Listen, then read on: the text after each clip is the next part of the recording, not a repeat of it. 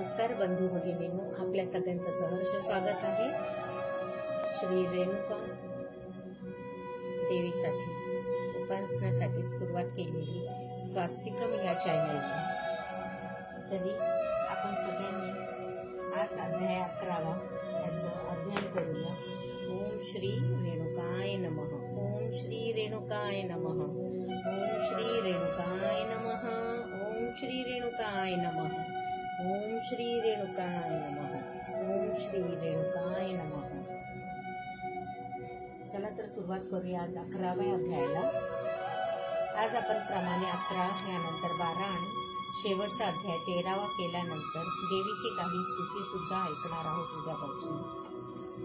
ओम श्री रेणुकाय नमः।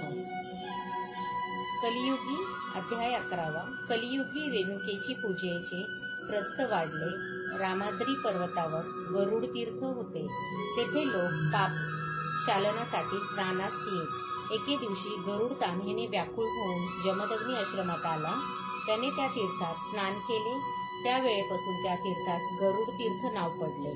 कलियुगात येथे स्नानदान केल्याने मनातील सर्व इच्छा पूर्ण होतात। कपाळावर भंडारा लावून कवड्यांची माळ घालून देवीसाठी गोंधळ घालतात। देवीचा उदो उदो करतात। मंगळवारी उपवास करून देवीला अष्टगंध अर्पण करतात।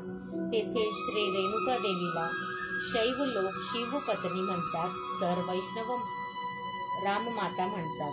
कोणी नारायणी म्हणून तिची पूजा करतात। सर्व तिला जननी म्हणून पूजितात। सर्वत्र तिचा जय जयकार होतो। श्री रेणुकाय नमः 11वा अध्याय समाप्त।